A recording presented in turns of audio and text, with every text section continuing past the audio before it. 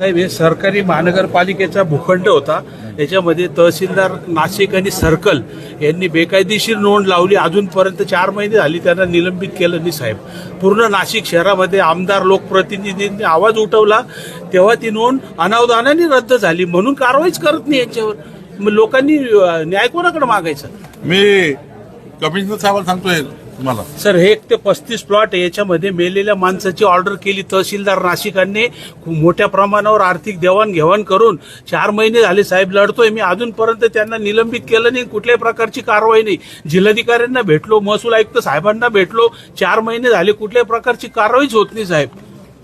तुमच्यासारखे महसूल अधिकारी चांगले मंत्री झाले, त्यांनी खरोखर तुम्ही जनसंवाद दौरा घेतल्यामुळे 2-3-4 तुमचं प्रथम अभिनंदन नाशिककरांच्या वतीने. 2-3-4 तारखेला माझ्याकडे बैठक लावतो त्या विषयाची. यस.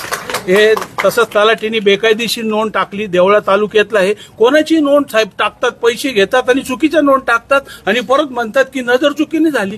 अहो साहेब, एवढा त्रास होतो नागरिकांना.